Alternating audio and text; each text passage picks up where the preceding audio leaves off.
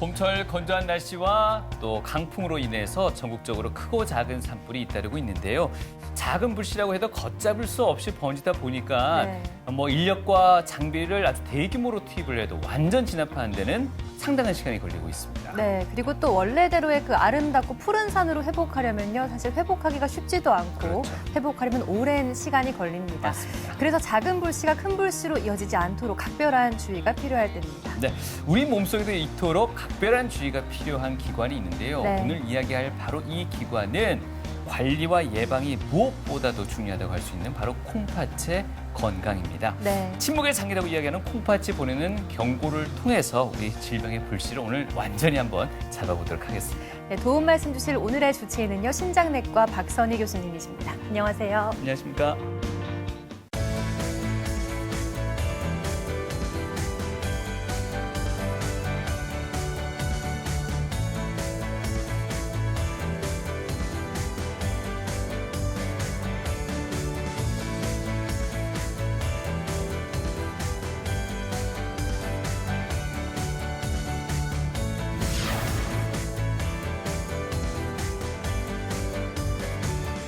한자로는 신장, 그리고 순 우리말로는 콩팥이라고 부르는데 네.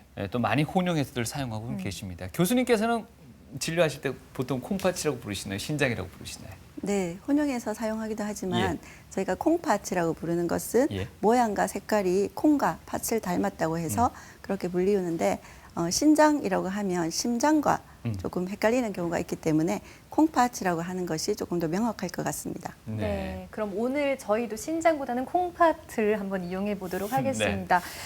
사실 지금도 좀 많이 더워졌는데 이제 여름철이 되면 얼마나 더 더울지 걱정인데요. 네. 콩팥에 또 병이 있으신 분들은 건강이 더 악화될 수 있어서 더 주의를 또 해야 된다고 들었습니다. 어떤가요? 네, 콩팥병이 있는 분들은 체내 환경을 일정하게 유지하는 조절 능력이 좀 떨어져 있다고 생각하시면 됩니다. 그래서 수분 과잉도 잘 생기고 수분이 충분히 보충이 되지 않았을 때 탈수도 잘 생긴다고 할 수 있습니다. 그래서 이러한 콩팥병 환자들은 무더위에 땀도 흘리고 갈증도 나고 이래서 수분을 과하게 섭취하시게 되면 저나트륨 혈증이 올 수가 있고 네. 또한 반대로 수분 섭취가 안 되면 탈수가 잘 생겨서 일시적으로 콩팥 기능이 떨어질 수 있습니다. 또한 여름철에 먹는 대부분의 과일들은 칼륨 성분이 아주 높기 때문에 신장 기능이 떨어진 그런 분들의 경우에 칼륨이 높은 과일들을 과하게 섭취하시게 되면 고칼륨 혈증이 생길 수 있어서 주의가 필요하다고 하겠습니다. 네, 콩팥은 좌우 한 쌍으로 구성되어 있고 우리 몸에서 노폐물을 걸러주는 아주 중요한 역할을 한다 정도는 들어본 것 같은데요. 네. 그 외에도 아주 다양한 역할을 수행하고 있는 멀티플레이어라고 합니다. 교수님, 일단은 그 콩팥의 위치하고요. 전문적인 그 역할부터 다시 한번 또 설명을 듣고 시작하죠. 네. 콩팥은 우리 몸에 혈액에 쌓인 노폐물을 걸러내는 장기라는 것은 잘 알고 계실 겁니다. 네. 양쪽에 약 200만 개의 필터가 하루 180리터의 혈액을 걸러내서 소변으로 한 보통 1.5리터 정도의 소변을 만들어낸다고 생각하시면 되고 그 위치는 복강 내의 대부분의 장기가 복막이라는 막에 둘러싸여져 있는 반면에 콩팥은 복막 바깥쪽 뒤쪽 후복강에 위치하고 그 높이는 이렇게 11번 흉추에서 3번 요추 사이 그림에서 보이듯이 이렇게 양쪽에 위치하게 됩니다. 그리고 보시듯이 오른쪽이 왼쪽보다 약간 낮게 위치하고 있고 네. 윗부분은 갈비뼈에 둘러싸여져 있습니다. 보통 성인의 경우에는 크기가 평균 10에서 12cm 정도 해당되고 무게는 다양하지만 평균적으로 한 150g 된다고 생각하시면 됩니다. 그래서 크기가 성인 주먹 크기 정도 된다 이렇게 이해하시면 되겠습니다. 네. 그리고 콩팥의 단면을 보시면 이 바깥쪽에 있는 콩팥 조직이 실질 조직인데 여기에서 만들어진 소변이 안쪽으로 신우라는 조직으로 모이게 되고 여기에서 이제 요관으로 연결돼서 소변이 배출이 되는데 이 바깥쪽에 있는 그 피라미드 모양의 이 부분을 확대해서 보신 것이 오른쪽 그림이 되겠습니다. 이 오른쪽 그림은 콩팥의 가장 기본적인 기능 구조라고 말하는 네프론, 우리말로는 신원이라고 하는데요. 이 네프론은 가는 혈관 덩어리인 이 모세혈관 덩어리인 사구체와 거기서 만들어진 소변이 이렇게 연결되어서 세뇨관으로 연결되는 그런 구조를 가지고 있습니다. 그래서 껍질에 해당하는 부분 피질과 수질로 구성되어 있는데 이 작은 모세혈관 덩어리인 사구체를 다시 확대해서 보신 그림이 아래 그림이 되겠습니다. 사구체는 우리 혈중에 있는 노폐물이 담긴 혈액이 사구체 안에 혈관으로 들어가서 여기에서 필터를 통해서 소변으로 노폐물이 빠지고 깨끗해진 피는 다시 수출 세동맥으로 전신 혈액으로 유입되게 됩니다. 이러한 구조를 가진 콩팥이 하는 역할은 정상적인 콩팥은 1차적으로 소변으로 혈액 노폐물을 배설하는 기능을 하겠고 또한 우리 체내의 수분과 전해질을 조절하는 그런 기능을 합니다. 그뿐만 아니라 혈압을 유지하는 데도 굉장히 중요한 기능을 하고 있고 에리스로포이틴이라는 조혈 호르몬을 만들어서 조혈 기능도 하고 있고요. 또 바이타민 D의 활성화를 시켜서 칼슘과 인 대사를 조절합니다. 이러한 콩팥의 기능에 문제가 생길 때 오른쪽과 같은 증상이 생길 수가 있는데요. 먼저 첫 번째 노폐물 배설에 문제가 생기면 우리 몸에 노폐물이 축적이 되어서 식욕부진, 피로감, 기력 저하 이런 등의 증상이 생길 수 있고 체내 수분이나 전해질 조절에 문제가 생기면 부종과 부정맥이 발생할 수 있습니다. 또한 고혈압이 발생할 수 있고 조혈 기능의 장애로 빈혈 등이 생길 수 있고 이러한 칼슘 인대사 조절의 장애로 혈관 석회화나 또한 혈관 석회화로 인한 혈관 변화로 인해서 심부전이 생길 수 있습니다. 그러나 이러한 모든 증상들은 상당히 진행된 뒤에 나타난다는 문제가 있습니다. 네, 상당히 진행된 뒤에 나타나기 때문에 침묵의 장기라고도 네. 불리는 거겠죠. 근데 사실 기력 저하, 식욕 부진, 피로감 이런 거는 워낙 또 흔하게 겪는 증상이다 보니까 맞아요. 콩팥에 이상이 있는지 또 의심하기가 쉽지는 않을 것 같은데요. 네. 신장내과 찾는 분들은 보통 이런 증상으로 찾게 되는 건가요? 이렇게 이제 진행이 된 경우에는 증상이 나타나지만 이러한 증상 자체도 콩팥 질환을 의심하기에는 굉장히 비특이적인 증상이라고 할 수 있습니다. 그래서 이러한 증상이 심해져서 찾게 되는 경우도 있지만 요즘에는 이제 검진 결과에서 아무런 증상이 없지만 소변에 이상이 있다든지 아니면 증상이 없는 초기 단계에 사고체 여과율이 감소되어서 병원을 찾게 되는 경우가 많이 있습니다. 네, 다행히도 이 콩팥과 관련된 여러 가지 어떤 신호들을 소변 검사만으로도 충분히 밝혀낼 수 있다고 해서 안심할 수 있는 부분이 있었는데요. 건강 검진 받을 때 하는 저희 소변 검사, 그 소변 검사 말씀하신 거 맞죠? 네, 맞습니다. 예. 그래서 저희가 이제 건강 검진을 할 때 소변 검사를 하게 되는데요. 소변으로는 이제 아침 첫 소변 그리고 소변을 받을 때는 중간 소변이 가장 이상적이라고 알려져 있고 2시간 이내에 검사를 하는 것이 좋습니다. 그리고 냉장 보관을 피해서 이런 검체를 받게 되는데 이런 검체를 받게 되면 첫 번째 시험지봉, 즉 스틱 검사라는 검사를 1차적으로 하게 됩니다. 이것은 저희가 이제 받아놓은 소변에 화학 물질이 발려져 있는 스틱을 담그게 되면 소변 내에 있는 여러 가지 물질들에 반응을 해서 발색 반응을 나타내기 때문에 저희가 혈액이라든지 또는 소변 내에 있는 단백질, 포도당, 아질산염 등을 검출할 수 있는 그런 방법이 되겠습니다. 이런 1차 검사에서 이상이 있게 되면 이제 현미경 검사를 추가적으로 하게 되는데 현미경 검사를 통해서는 소변 내에 적혈구 등 이런 세포를 관찰할 수 있고 여러 가지 소변 침전물을 관찰할 수 있습니다. 또한 이제 건강검진에서 한 가지 더 보는 것이 콩팥 기능을 평가하는 것이 되겠는데요. 네. 콩팥 기능을 평가하기 위한 지표가 바로 사구체 여과율이 되겠습니다. 사구체는 앞서 말씀드린 것처럼 콩팥 내에 있는 필터라고 생각하시면 되는데 이 사구체 여과율이라는 지표는 분당 1분 동안 사구체에 의해서 걸러지는 혈액의 양이 어느 정도 되는지를 나타내는데요.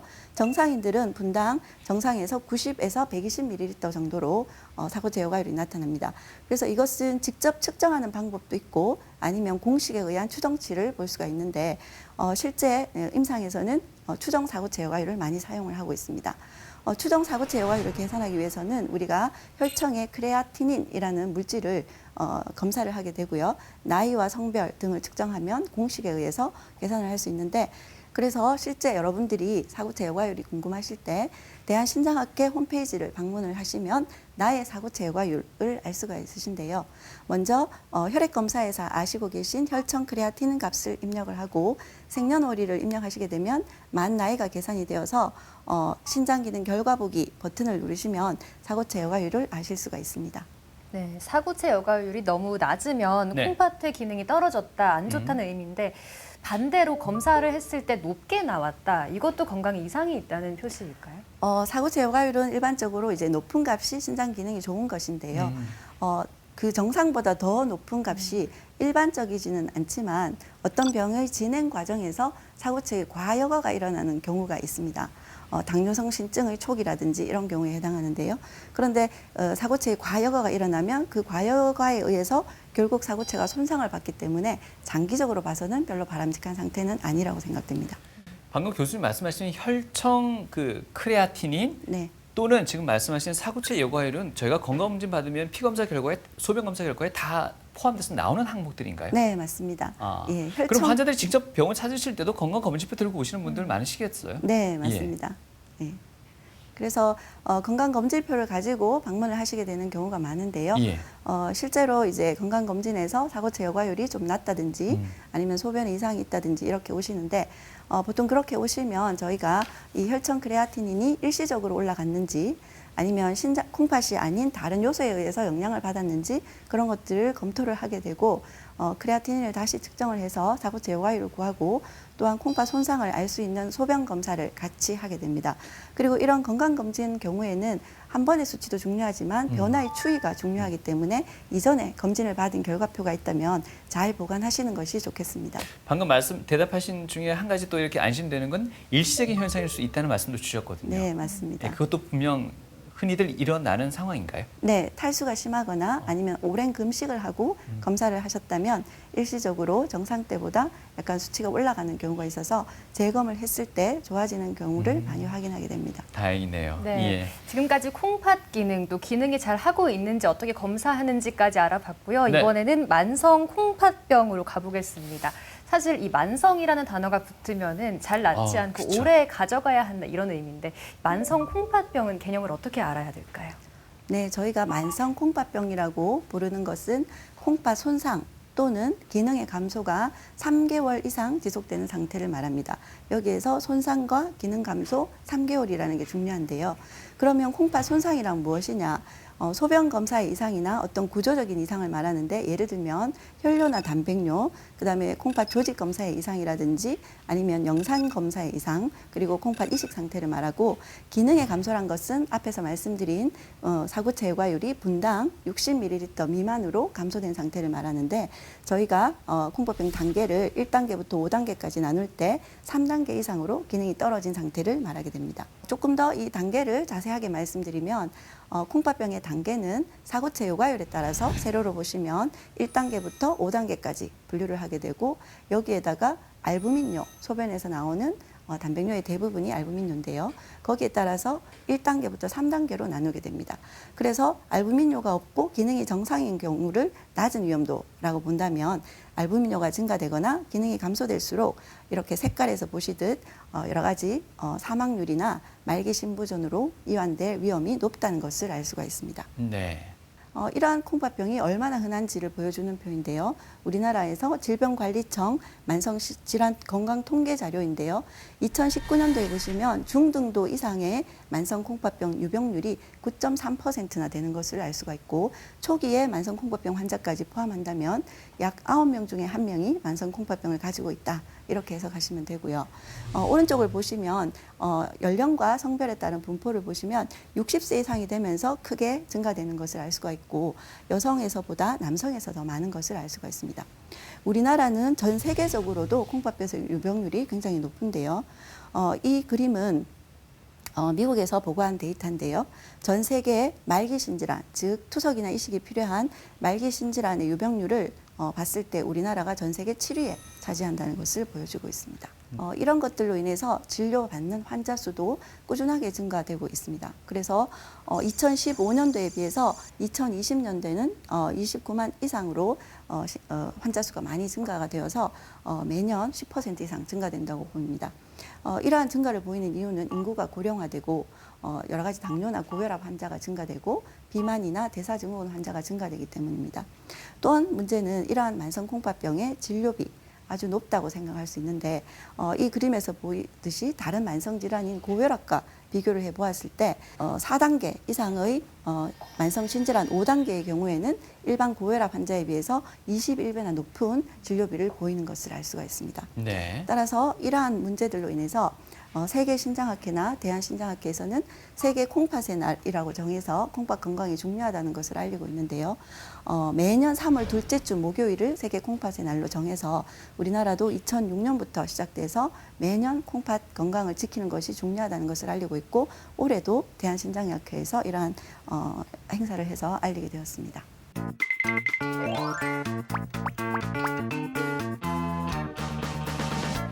교수님 질문 있습니다. 네, 뭐가 궁금하신가요? 선생님 정말 뵙자마자 바로 여쭤보고 싶은 게요. 네. 콩팥이 나빠지면 이거는 힘들다. 소위 말해서 이렇게 표현을 써야 될지 모르겠지만 불치병이라는 말이 있습니다.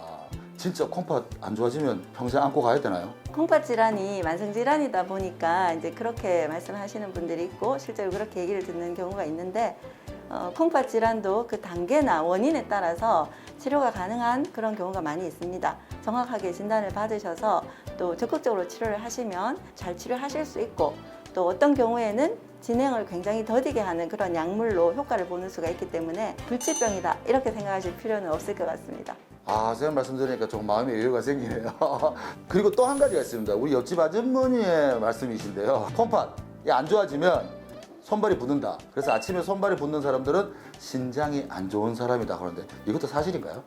콩팥이 안 좋을 때 증상이 이제 단백뇨가 있거나 신장 기능이 떨어지면 부종이 생길 수 있기 때문에 그 말이 틀린 말은 아니지만 여러 가지 다른 원인에 의해서도 부을 수가 있습니다. 예를 들면 심장이 안 좋거나 또는 다른 간 질환이 있거나 그럴 수가 있기 때문에 붓는 경우 우선 이제 신장 질환을 의심하기는 하지만 붓는 것이 비정상적으로 지속된다면 여러 가지 내과적인 검진을 함께 해보시는 것이 좋겠습니다.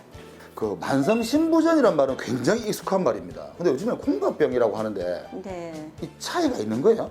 비슷한 개념이지만 약간의 차이가 있는데요. 우리가 만성신부전이라고 하면 부전이라는 그 말이 주는 어감이 콩팥 기능이 상당히 떨어진 것 같은 그런 네. 의미를 전달합니다. 만성 콩팥병이라고 하면 사구체 요가율은 괜찮지만 혈뇨나 단백뇨가 있어서 콩팥 손상이 있는 그런 경우를 포함하기 때문에 만성 콩팥병이라고 하면 기능이 많이 떨어지기 전 초기 단계의 그런 어떤 신장 이상을 다 포함하는 조금 더 넓은 개념이라고 생각하실 수 있고 초기에 만성 콩팥병이 진단되면 조금 더 조기 진단, 조기 관리가 가능하게 되는 그런 의미로 지금은 신부전보다는 콩팥병이라는 말을 많이 사용하고 있습니다. 선생님, 요즘에는 건강을 위해서 물을 많이 마시는 분들이 많거든요. 이런 분들이 보면 이제 콩팥병에도 예방이 된다 이런 말이 있어요. 실제로 물을 많이 마시면 콩팥병 예방에 도움이 됩니까?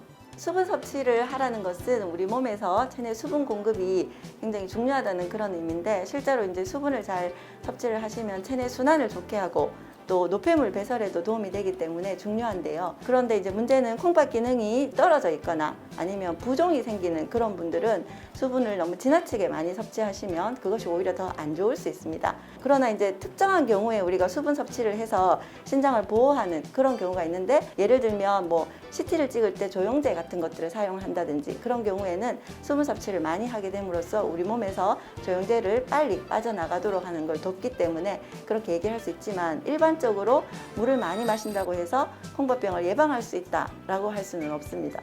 제주에 고혈압 약을 드시는 분이 굉장히 많은데 약이 다 다르더라고요. 네. 그런데 어떤 한 분은 이뇨제 작용이 들어간 약을 복용하고 계시는데 네. 이게 콩팥에도 영향을 주는지 네. 관계가 관계가 있는지 한번 여쭤보고 싶더라고요.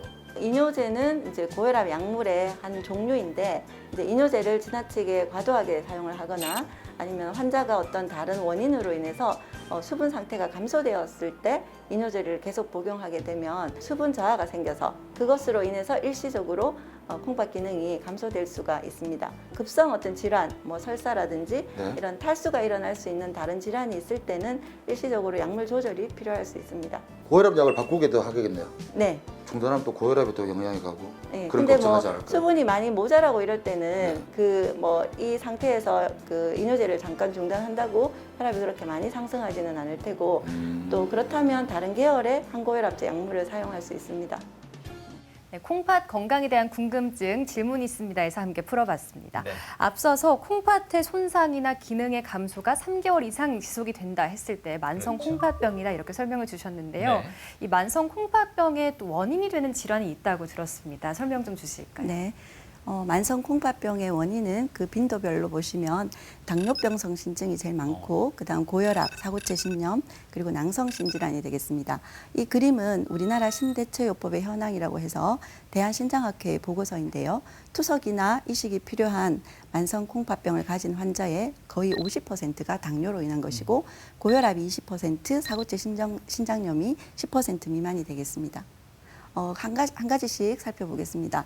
당뇨병성 신증 같은 경우는 당뇨 환자의 한 3분의 1에서 발생한다고 알려져 있고 당뇨병으로 인해서 고혈당 상태에 계속 노출이 되면 그것으로 인해서 콩팥 세포와 혈관의 손상이 일어나게 되고 초기에는 별 증상이 없다가 단백뇨가 생기거나 점차 지속되면 부종 그리고 신기능이 점차 감소되면서 말기 콩팥병으로 악화될 수 있습니다. 그래서 이러한 상태를 조기에 진단하기 위해서는 당뇨병이 있는 환자라면 1년에 2회 이상 꼭 소변 검사를 하시고 혈액 검사를 통해서 혈청 크레아티닌을 이용한 사고체 요가율을 측정하시는 것이 중요하겠습니다. 그리고 이러한 상태가 생기지 않기 위해서는 최적의 혈당 및 혈압 관리 그리고 심혈관계 질환 예방 관리가 중요하겠습니다. 다음은 고혈압이 되겠는데요. 고혈압은 굉장히 높은 혈압 상태가 혈관에 손상을 미치는 상태라고 생각하시면 되는데 혈압에 의해서 사고체 주변 혈관에 압력이 증가되면서 혈관 변화가 발생하고 이에 따라서 사고체의 손상과 기능 저하가 유발이 되는 상태입니다.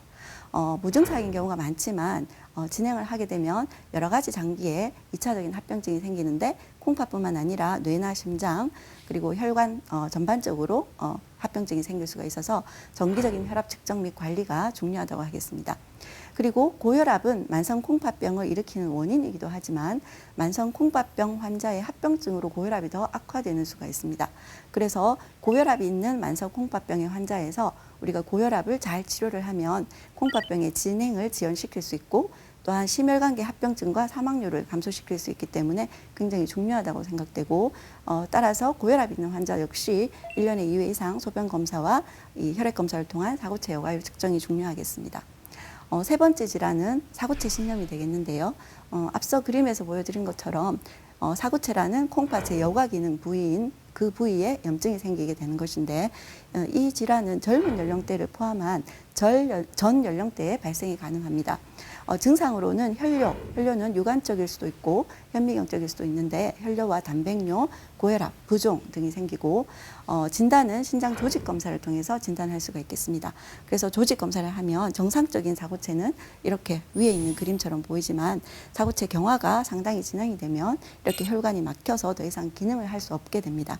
그래서 이러한 단백뇨를 조절하고 사고체 신염을 치료하기 위해서는 혈압 조절을 잘 하는 것이 중요하고 고혈압이 없다 하더라도 사고체 내 압을 떨어뜨리기 위한 이런 약제를 사용하고 또한 식사와 생활습관 조절도 물론 중요하고요.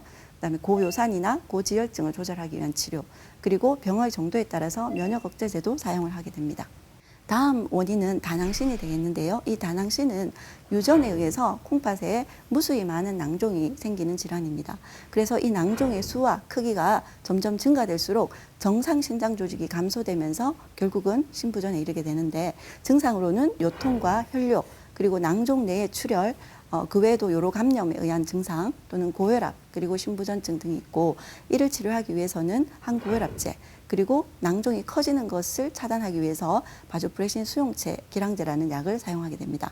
그래서 그림에서 보시면 오른쪽으로 갈수록 시간에 따라서 콩팥 크기와 낭종의 크기가 이제 증가되는 것을 보여주고 있고 빨간색 그래프는 사고체 여과율인데 어느 정도까지는 사고체 여과율이 유지가 되다가 어느 임계점을 넘어서면 급속하게 사고체 여과율이 떨어지는 것을 알 수 있습니다. 네, 교수님께서 만성 콩팥병의 원인이 되는 질환을 한 4가지 짚어주셨는데요.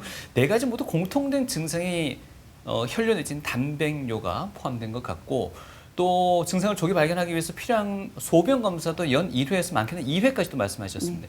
이 소변 검사가 그만큼 중요하다는 뜻일 것 같은데요. 소변 검사만으로도 이 콩팥의 질환을 한 몇 %까지 발견해낼 수 있다고 보시나요? 콩팥의 질환은 소변의 이상을 동반하는 경우가 거의 대부분이라고 생각하기 때문에 예. 네, 아주 일찍 알 수 있는 방법이 소변 검사라고 하겠습니다. 예.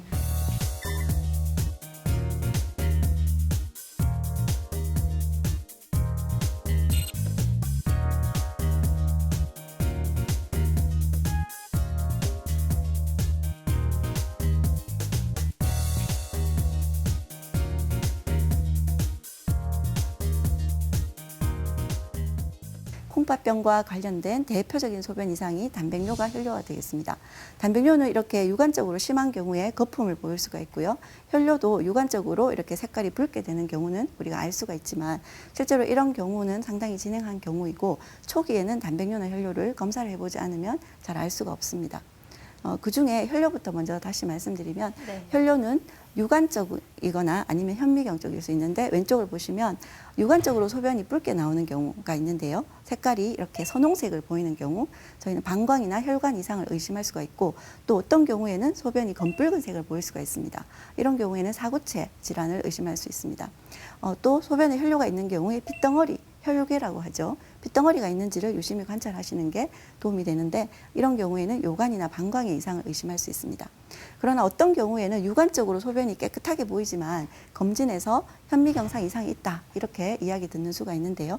이 경우에는 앞서 말씀드린 스틱 검사에서 자멸 반응이 양성이고 또 이것을 현미경으로 봤을 때 이렇게 적혈구가 3개 이상 고배율 시야에서 관찰되면 우리가 현미경적 혈뇨가 있다고 하는데 그러나 소변이 붉다고 해서 모두 혈뇨는 아닙니다. 어떤 경우가 있을 수 있냐면 아주 심한 근육 운동을 했을 경우 근육이 손상되면서 근육에서 유리되는 마이오글로빈이라는 그런 색소 때문에 소변이 검붉게 보일 수가 있는데 그런 경우에는 스틱 검사에서는 양성 반응을 보이지만 실제로 현미경을 보면 적혈구가 관찰되지 않습니다. 또 어떤 경우는 이제 약제나 아니면 음식 때문에 소변이 붉게 보이는 경우가 있는데 그런 경우에는 스틱 검사에서도 혈 반응이 음성이고 적혈구에서도 음성을 보일 수가 있습니다.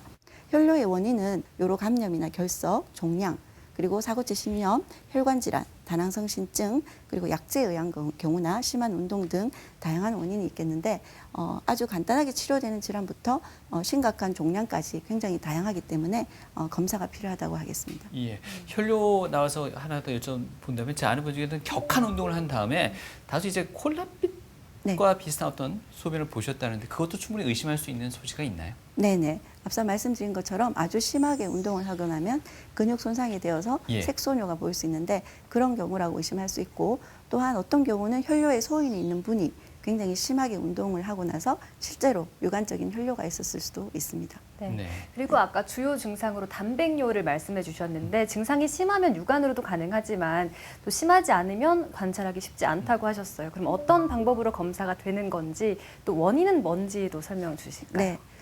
단백뇨라는 것은 하루에 비정상적인 양, 즉 하루에 150mg 이상의 단백질이 소변에서 검출되는 경우를 말하고 그중에 이제 알부민의 경우에는 30mg 이상 배출이 되는 것을 말합니다.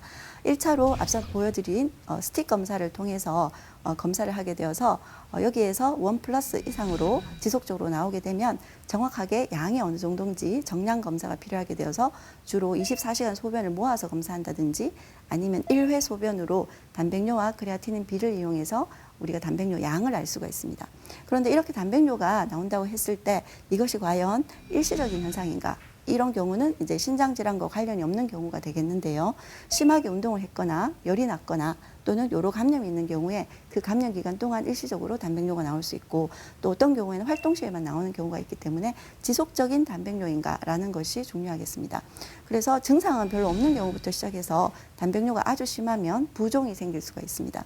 그런데 이 단백뇨의 의미는 단백뇨가 왜 중요한지 한 번 더 의미를 말씀드리면 네. 이것은 만성 콩팥병의 주요한 소견일 뿐만 아니라 사구체 요과율이 감소하기 전에 단백뇨가 먼저 나오기 때문에 우리가 주의를 기울여야 되고 또한 단백뇨가 있는 환자들은 단백뇨가 없는 경우보다 콩팥병이 더 빨리 진행하기 때문에 진행의 위험인자라고 할 수 있고 또한 단백뇨가 있으면 심혈관 질환의 위험인자라고도 할 수 있습니다. 단백뇨나 혈뇨를 우리가 정확한 원인을 알기 위해서는 콩팥 조직 검사가 중요한데요.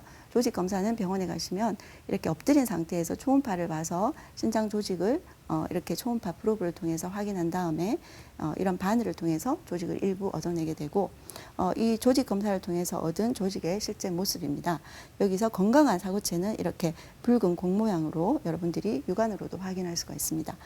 이러한 조직을 여러 가지 절차를 거쳐서 현미경 검사를 통해서 좀 더 정밀한 진단을 하게 됩니다. 조직 검사하기 전에 피해야 될 뭐 약품이라든지 등등 뭐 더 주의해야 될 부분들은 없을까요? 네. 만약 병원에서 이제 조직 검사를 하게 되셨다면 예. 담당 의와 상의하셔서 혹시 이제 아스피린이나 다른 항응고제 이런 약제를 복용하시는 경우에는 미리 중단을 하시는 게 좋겠고, 또 조직 검사하는 당일에는 소량의 물 외에는 금식을 하시는 것이 좋습니다. 특히 또 조직 검사를 할 때는 우리가 호흡에 의해서 신장이 이렇게 위로 올라갔다 내려갔다 움직이기 때문에 호흡을 잘 참고 협조를 하는 것이 중요하고, 이제 조직 검사 이후에 출혈이 되는 것을 막기 위해서 침상에서 절대 안정을 하는 게 필요하고, 검사를 하고 퇴원한 이후에도 한 2, 3주간은 격렬한 활동을 하지 않도록 주의를 드리고 있습니다. 앞서 설명 주신 것처럼 조직 검사와 또 소변 검사를 통해서 검사를 했는데 콩팥병이 발견이 됐어요. 네. 그러면 아마 상태에 따라 좀 달라질 거는 같은데 치료가 어떻게 이루어질까요? 네, 콩팥병이 진단이 된다면 먼저 치료의 목표는 신장 기능을 잘 보존하고 진행을 지연시키면서 합병증을 예방하고 사망률을 감소시키는 데 목적이 있다고 하겠습니다. 그래서 환자분들이 가끔 제 콩팥이 좋아질 수 있나요? 이렇게 물어보시는 경우가 있는데, 그 경우에 만성인지 급성인지 아니면 만성의 급성 악화인지를 잘 알고 이제 확인을 하시는 게 중요한데, 만성, 즉 이렇게 초음파에서 벌써 콩팥 크기가 줄어든 이런 경우에는 근본적으로 기능이 회복되기가 어렵습니다. 그래서 이런 경우 진행성, 비가역적이라는 특징이 있고, 특히 우리가 정상인들도 노화에 따라서 이렇게 나이가 드시면서 아래쪽 그림을 보시면 사고체 요과율이 40세 이상이 되면 매년 1ml씩 감소가 되게 되는데, 만성 콩팥병을 가지신 분들은 정상적인 노화 과정보다 4배 내지 5배 빠른 감소를 보인다고 할 수가 있습니다. 그렇지만 이제 급성으로 대부분 뭐 저혈압이 심하게 왔다든지 탈수가 심하다든지 이런 약물에 중독이 됐다든지 이런 경우는 원인을 잘 치료하면 가역적으로 회복이 될 수 있는데, 이 오른쪽 그래프를 보시면 사고체 요과율이 연두색에서 이렇게 감소됐다가 완전히 회복되는 것을 볼 수가 있습니다. 그런데 어떤 경우에는 만성의 급성 악화를 보이는 경우가 있는데, 만성 콩팥병이 있는 분이 이렇게 그림에서 보이듯이 초음파에서 보이듯이 요로 폐쇄가 되어서 이렇게 수뇨증 같은 것들이 생기면 갑작스럽게 콩팥 기능이 손상이 될 수 있는데, 이것을 조기에 발견해서 치료를 하면 기능이 회복될 수 있지만, 그렇지 않고 시기를 놓치게 되면 이렇게 점차 만성으로 진행할 수 있습니다. 그래서 이런 급성 악화를 방지하는 것이 굉장히 중요하다고 하겠습니다.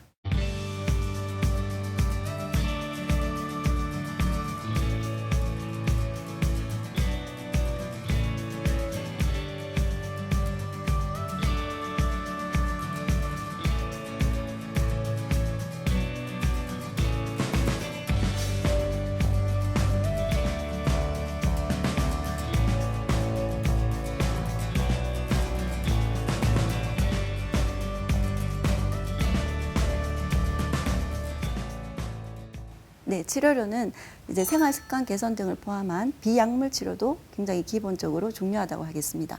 그래서 콩팥병이 있는 분 같으면 하루에 5g 미만의 저염식이 중요하시겠고요.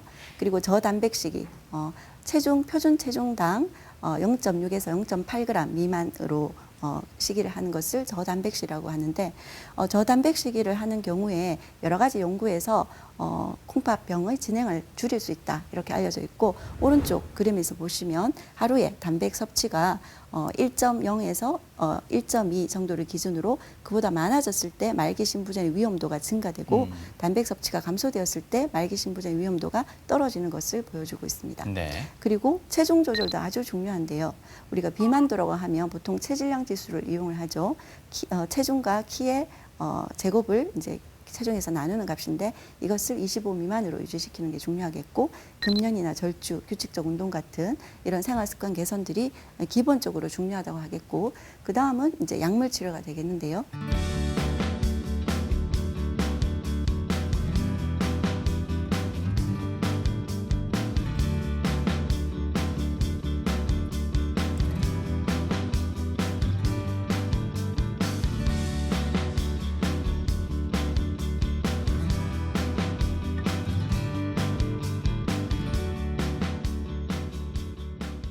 그리고 약물을 처방할 때는 반드시 사구체 요과율에 따라서 약물을 감량하거나 아니면 투여 간격을 조절하는 것이 중요하겠고, 콩팥의 안전성이 확인되지 않은 약제나 식품 그런 섭취를 굉장히 주의하는 것이 필요하겠습니다. 방금 말씀해 주신 콩팥 안전성이 확인되지 않은 약제 가운데는 저희가 처방전 없이도 약국에서 구입할 수 있는 의약품들도 아마 일정 부분 포함되어 있을 것 같은데 어떤 게 있겠습니까? 네, 그래서 종합 감기약이라든지 근육통에서 쓰이는 소염 진통제 같은 것들, 그리고 일부 항생제 같은 경우에도 이 신독성이 있는 항생제가 있기 때문에 주의가 필요하고, 항바이러스제 그런 것들이 주의가 필요하고, 또 CT 검사를 할 때 사용하는 조영제도 신독성이 있기 때문에 신기능이 감소되었다면 주의가 필요합니다. 침묵의 장기라 불릴 만큼 이상이 생겨도 초기엔 별다른 증상이 없는 콩팥. 7순이 넘은 김문기 씨는 운 좋게도 조기에 콩팥병을 발견했다. 2002년 5월 달에 일반 건강검진을 받았는데, 그 당시에 단백뇨가 나온다고 해가지고 종합병원에 가서 진찰을 받아보라 해서 그 단백뇨가 나오는 걸 알게 되었습니다. 그전에는 아무 몸에 이상이 없었습니다. 없었고, 소변이 붉으면은 뭐 이상하다 이렇게 느낄 텐데, 제가 느낄 때는 전혀 그런 감을 느낄 수가 없었습니다. 우리 몸속에서 유일하게 두 개의 장기인 콩팥. 하나가 망가지더라도 나머지 하나가 그 역할을 대신한다. 그러나 양쪽 콩팥이 제 기능을 못할 경우 얘기는 달라진다. 한 번 망가지면 회복이 쉽지 않은 콩팥. 초기 증상이었던 문기 씨의 콩팥병은 무서운 만성 질환이 되어 그의 앞에 나타났다. 우리나라에서 가장 흔한 사고체 신염이 나왔었습니다. 그래서 그때 당시에 이제 약물 치료를 쭉 지속을 하셔서 잘 치료를 하셨는데, 9년 정도 지나고 나서 이제 콩팥 기능이 3단계, 4단계, 5단계 이렇게 진행을 하면서 5단계까지 진행하게 돼서 2009년도에 이제 혈액투석을 시작을 하셨습니다.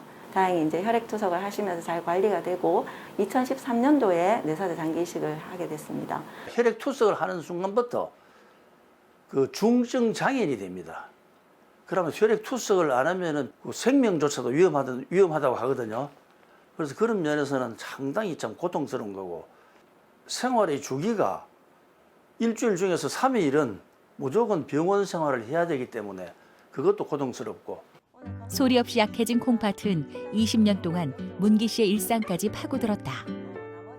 견디기 힘들었던 약물 치료와 혈액 투석. 결국 장기 이식을 받고 나서야 원래의 일상을 되찾을 수 있었다. 뇌사자 장기 이식 받고 나서 한 1년쯤 있으시다가 BK 바이러스 신병증이라는 그런 이제 장기 이식 이후에 생기는 합병증이 한번 생겨서 신장 기능이 조금 떨어졌었는데, 그 이후로 잘 회복이 되어서 지금 이식 받고 9년이 지난 지금까지도 안정적인 상태를 잘 유지하고 계십니다. 그다음에 이식으로 특별히 이제 부작용, 거부 반응이나 이런 거를 방지하기 위해서는 면역 억제제를 잘 복용하시는 것이 굉장히 중요하십니다. 그 외에도 이제 체중 관리, 그다음에 혈압 관리, 혈당 관리, 생활 습관 관리 이런 것들이 중요하고, 감염을 예방하시는 것이 중요합니다. 혈압 관리 잘 하고 계시고 신장 기능이나 이런 모든 수치들이 안정적으로 잘 유지되고 계시니까 이렇게 잘 관리하시면 되겠습니다. 예, 고맙습니다. 일주일에 한 4일 정도는 그 파크 골프를 그 잔디구장에 가가지고 계속 한 3시간 내지 4시간 정도 운동을 하고, 그 운동을 못할 때는 걷기 운동을 10,000보 이상, 평균 10,000보 이상은 계속 했습니다. 지금은 너무너무 좋고 행복하고 건강하게 잘 살고 있습니다. 감사합니다. 이분은 한 20년 정도 동안 약물 치료, 투석 치료 또 이식까지 받으셨어요. 네. 신장내과 영역의 모든 치료를 다 받으셨다. 이렇게 이해가 좀 됩니다. 사실 이식이라는 부분은 참으로 기다림 시간이 필요한 부분이고, 네. 또 투석이라는 건 또 한 번 시작하면 평생을 이어가야 되는 부담 때문에 이 콩팥병을 모두가 다들 더 두려워하시는 게 아닐까 싶은데요. 교수님, 이식하고 투석에 대해서 조금 더 자세하게 설명을 해 주실까요? 네. 예.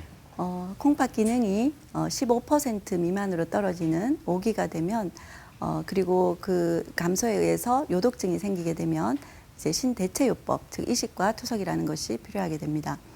신장 이식은 그림에서 보시듯이 건강한 기증자의 콩팥 2개 중에서 하나를 적출을 해서 오른쪽에 보시듯이 이제 환자의 골반강에 콩팥을 새로 연결을 해주는데, 혈관과 요관을 연결해주는 그런 수술적인 치료가 되겠습니다.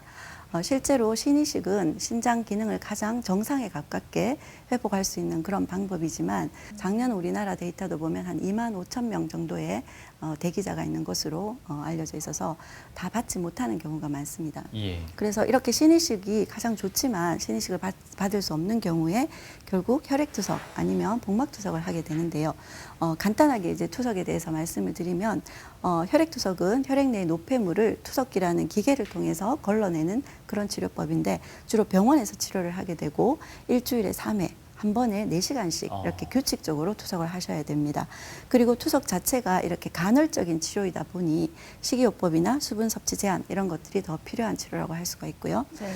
반면에 복막투석이라는 것은 우리 몸 안에 있는 복막이라는 자연막을 이용해서 투석액을 복강 내에 넣고 그 자연막을 통해서 투석이 되는 그런 방식인데 이것은 주로 집에서 투석을 하시고 뭐 직장이나 학교 등 어디에서든 하실 수가 있습니다.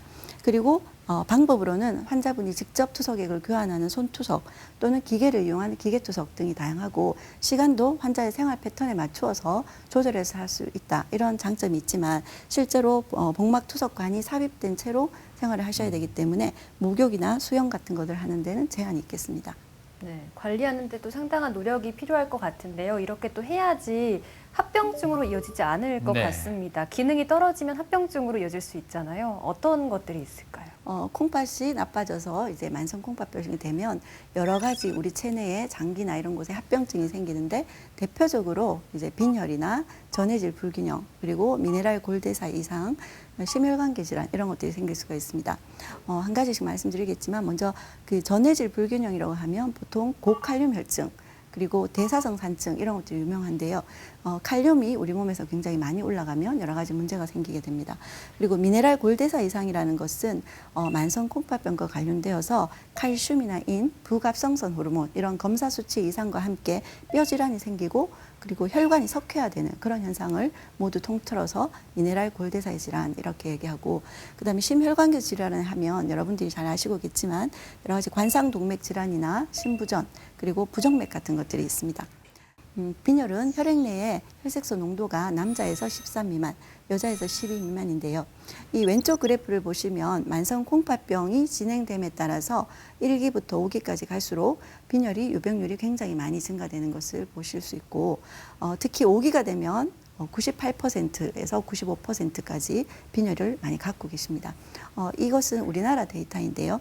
이렇게 빈혈이 많이 생기는 이유는 콩팥이 기능을 못해서 콩팥에서 나오는 조혈 호르몬이 부족하기 때문이고 더불어 체내 철분 부족도 함께 있을 수가 있습니다. 그래서 어지러움, 식욕감퇴, 심하면 숨이 차는 증상 등이 느껴지고 이런 만성 콩팥병과 관련된 빈혈의 경우에는 조혈 호르몬을 주사를 맞거나 아니면 철분제를 복용하거나 철분 주사를 맞게 됩니다. 두 번째는 미네랄 골대사 질환인데요. 앞에서 말씀드렸지만 미네랄 골대사 질환이 있으면 한마디로 말씀드려서 뼈는 약해지고 혈관이 석회화가 생겨서 뼈처럼 단단해진다, 딱딱하게 굳는다라고 생각할 수 있습니다. 이 원인은 콩팥 기능이 떨어지면서 우리 몸에서 인이 배설되지 않아서 그리고 뼈의 칼슘이 혈액 쪽으로 유출이 되면서 생기는데요. 뼈에 있어서는 뭐 골연화증이나 골다공증 이런 여러 가지 뼈의 변화가 일어나고 이런 그 뼈의 변화와 함께 혈관 석회화 그리고 석회화로 인해서 말초 조직의 괴사나 심혈관 질환이 생길 수 있습니다. 그래서 이를 잘 치료하기 위해서는 투석이나 이런 치료를 하시더라도 식사 중간 또는 식후에 인이 많이 올라가지 않도록 인결합제를 복용을 하시게 되고 비타민 D나 칼슘 유사체 등을 사용을 해서 부갑성선 호르몬을 조절하게 됩니다. 이것이 왜 중요하냐 하면 오른쪽 그림에서 보시듯이 투석 환자에서 칼슘이나 인 그리고 부갑성선 호르몬이 모두 다 조절되지 않는 그런 경우에는 목표치에 도달하지 못하는 경우에 사망 위험이 1.37배나 높다는 것을 알 수가 있습니다. 다음 합병증은 심혈관계 질환이 되겠습니다. 만성 콩팥병 그 자체가 심혈관계 질환의 굉장히 중요한 위험 인자라고 할 수 있는데 왼쪽 그래프를 보시면 첫 번째 위쪽의 것은 왼쪽으로 갈수록 사고체 여과율이 낮아지는데 사고체 여과율이 낮아질수록 이 심혈관계 질환에 의한 사망 위험도가 굉장히 올라가는 것을 알 수가 있고 특히 60 밑으로 떨어지면 굉장히 가파르게 증가되는 것을 보여주고 있습니다. 그리고 아래쪽 그래프는 알부민뇨, 소변에 알부민뇨가 많이 나오는 나올수록 오른쪽으로 가는 그런 경우인데요. 심혈관계 질환의 사망 위험도가 굉장히 빠르게 올라가는 것을 알 수가 있습니다. 실제로 만성 콩팥병 진행에 따라서 심혈관계 질환이 얼마나 많으냐라는 것을 우리나라 대한신장학회에서 조사를 해보니까 관상동맥 질환이나 뇌혈관계 질환 모두 1기에서 4기로 갈수록 굉장히 많이 증가되어서 거의 10% 가까이 이렇게 같이 합병하는 경우가 많습니다.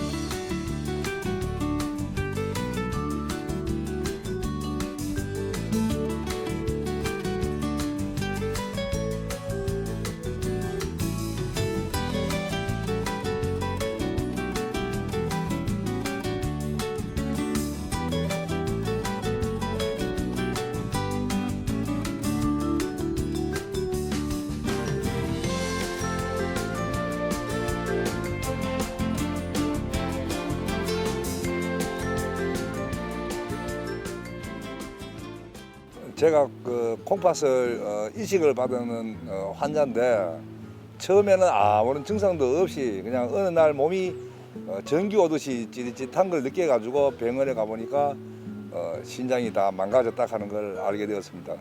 몸이 잘 부으면 콩팥이 좀 안 좋다고 알고 있어요.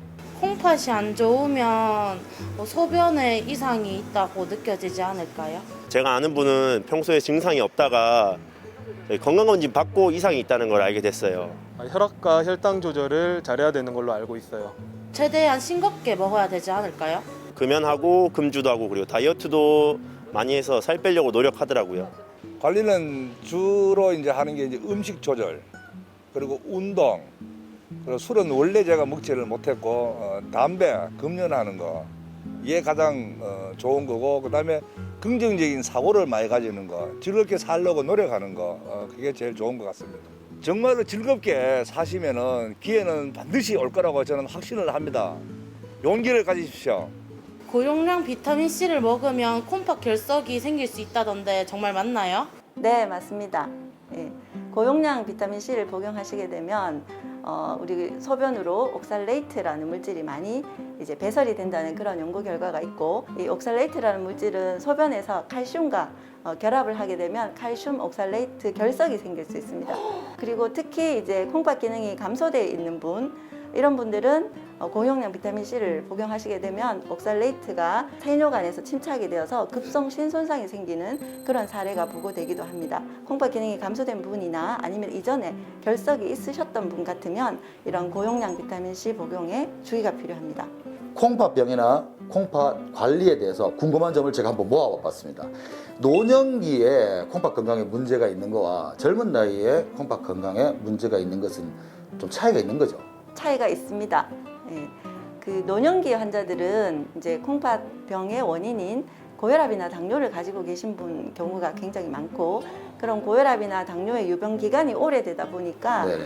만성 콩팥병 3기의 빈도가 굉장히 많이 증가하게 됩니다. 그리고 노년기의 콩팥병을 가지신 분들은 심혈관계 합병증이 발생할 위험도 더 높고, 특히 이제 노인분들은 약제를 많이 복용하고 계시기 때문에 콩팥 기능이 감소되면 그 기능이 감소된 것에 따라서 약제를 좀 조절을 하실 필요가 있습니다. 그렇다면요, 그 치료도 그 방법이 다른가요? 노년기와 젊은 세대들과? 치료에 있어서는 큰 차이점은 없지만 보통 저희가 이제 이뇨제라든지 항고혈압제로 쓰는 안지오텐신을 억제하는 그런 고혈압 약제를 쓸 때 이런 신기능의 급격한 변화를 보일 수도 있고 하기 때문에 네네. 저용량으로 시작해서 서서히 증량시킨다든지, 이렇게 노인의 경우에는 특별한 그런 약물에도 주의가 필요하겠습니다. 어떤 분의 사연인데요. 만성 콩팥병으로 지금 진료를 받고 약물 치료를 하고 있는 아버지가 네. 운동을 자꾸 준비하고 계시대요. 이런 분들에게 뭐 특별히 추천하고 싶은 운동이나 그런 게 있을까요, 선생님? 만성 콩팥병이 있으신 분들은 네. 보통 고혈압이나 당뇨를 많이 가지고 계시고 또 이제 심혈관계 질환의 어떤 위험 인자이기 때문에 네네. 운동을 하시는 것은 혈압 조절이나 혈당 관리 그리고 심혈관계 질환을 관리하는 데도 굉장히 도움이 많이 되는 아주 좋은 치료라고 할 수 있습니다. 네네. 그런데 이제 운동은 우리가 뭐 유산소 운동, 근력 운동, 그다음에 뭐 이런 유연성 운동 다 이제 도움이 되겠지만 본인의 어떤 가지고 있는 기저질환을 잘 보고 시작을 하시는 게 좋겠고 주의하실 점은 또 연세가 많으신 분들이라면 운동을 시작을 하고 이렇게 서서히 증량하는 것이 중요하겠고 아, 천천히. 예, 이제 연세 드신 분들은 관절 질환이나 뭐 허리 통증 이런 것들을 가지고 계시기 때문에 내게 적합한 운동을 시작을 하고 서서히 증량시키는 것이 중요하겠습니다. 조금 너무 처음부터 무리하게 운동을 한다는 건 좀 자제를 하셔야 되겠군요. 네. 유산소 운동 같은 경우는 네. 뭐 매일 30분씩 매일 하시던지 아니면 한 50분씩 그 일주일에 3번 하시는 것이 좋고 근력 운동이나 균형 운동 같은 경우는 적어도 일주일에 2회 이상 하시는 것을 권장드립니다. 또 한 가지가 있습니다. 콩팥이 안 좋으면요 칼륨과도 관계가 있다고 해서 칼륨이 높은 채소를 먹어서는 안 된다, 많이 섭취해서는 안 된다 이런 말이 있더라고요. 그래도 먹고 싶잖아요. 그러면은 데치거나 삶거나 이렇게 해서 좀 먹으면 되지 않을까요? 네, 맞습니다. 오. 그런데 칼륨의 경우에는 콩팥 기능이 중등도 이상 떨어져 있거나 네. 아니면은 어떤 특정한 약재를 사용하는 경우 그렇게 올라갈 수 있기 때문에 무조건 콩팥이 나쁘다고 칼륨을 억제하는 것보다는 나의 검사 결과 수치를 알고 내가 칼륨을 제한을 하셔야 되는 그런 상태인지를 먼저 확인하는 것이 필요하겠고 만일에 이제 고칼륨 혈증이 있다고 하시면 야채를 드실 때 이제 물에 충분히 담궈 놓고 또 가늘게 이렇게 잘라서 담궈 놓는 경우에 칼륨이 잘 빠져나가기 때문에 그런 방법도 좋고 또는 데쳐서 드시는 그런 방법들이 좋고 또 특정한 어떤 야채나 그런 과일들은 칼륨 함량이 높기 때문에 고칼륨 혈증이 있다면 바나나나 참외, 토마토 이런 칼륨이 높은 과일들은 피하시는 것이 좋겠습니다. 아, 그렇군요. 네. 제 개인적인 이야기를 좀 드리자면요. 제가요, 요즘에 밤에 잠을 잘 때 소변이 너무 마려워서 화장실 가는 경우가 최소 2회에서 3회 정도가 되더라고요. 충분한 수면도 못 취하고 있는데 이거 혹시 콩팥에 문제가 있는 거 아닌가요? 우리 장기 기능도 이제 나이가 들에 따라서 기능이 떨어지는 건데 콩팥도 예외는 아닙니다. 보통 이제 40세 이상이 되면 1년에 분당 사고체 요과율이 1ml씩 감소된다고 알려져 있고 네. 이렇게 이제 콩팥 기능이 떨어지는 것뿐만 아니라 콩팥의 이제 소변 농축 능력도 좀 떨어지고 또 방광 기능도 나이가 들에 따라서 떨어질 수 있어서 우리가 밤에 잠을 자다가 소변 때문에 깨게 되는 그런 야간뇨가 발생할 수가 있고 특히 남성의 경우에는 전립선 비대증도 이렇게 야간뇨가 생길 수 있는 원인이 되기 때문에 이런 여러 개의 문제나 콩팥 기능의 문제 이런 것들을 검사를 해보시는 게 좋겠고 실제로 또 수분을 많이 마시는 것이 관련이 있는지 그런 어떤 수분 일지를 조금 작성해 보시는 것도 도움이 되겠습니다. 수분일지요? 네, 그러니까 이제 자기가 하루에 뭘 먹는지. 네, 물을 얼마나 많이 마시고 또 얼마나 이제 소변을 보시는지 한 이틀 정도 정도에 내가 이제 이틀 정도. 실제로 뭐 밤에 몇 번을 깨시는지 그리고 낮에는 소변을 몇 번 정도 보시는지 그런 정도로 한번 기록을 해 보시는 것도 도움이 되겠습니다.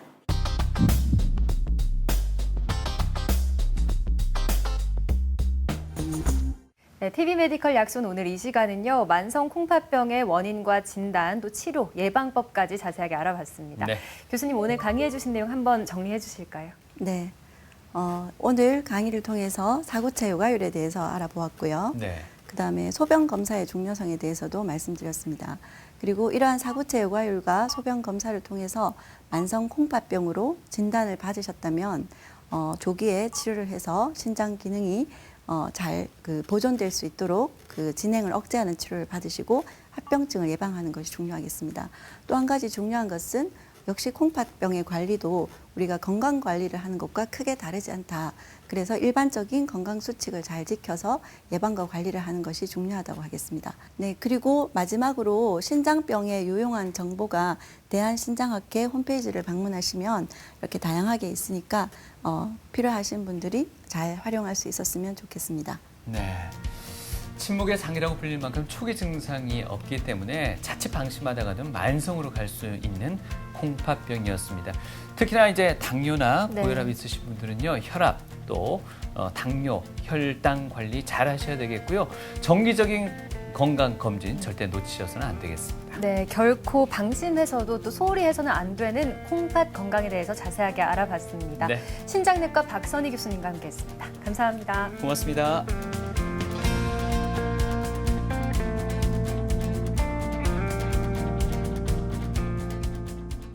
가장 보람 있었던 경우는 환자분이 이제는 다른 방법이 없구나, 뭐 이렇게 이제 절망적인 상태로 병원을 찾게 되셨는데 어떤 이제 진단을 하고 해답을 찾아서 적절하게 치료를 하면서 좋아지는 경우, 환자분이 일상적인 생활로 직장도 다시 다니고 학교도 다시 다니고 이렇게 할 수 있을 때가 가장 보람 있습니다. 이제 의약품뿐만 아니라 이제 이런 신장에 도움이 될 수 있다는 약물이 있다면 여러 가지 임상 연구를 통해서 그런 것들을 검증하는, 그리고 안전하게 검증된 약을 사용할 수 있는 그런 쪽으로 연구를 계속 해보고 싶습니다. 어떤 순간에서든 방법은 있기 때문에 너무 절망하지 마시고 희망을 가지시고 열심히 관리하고 건강한 생활을 영위하시길 바랍니다.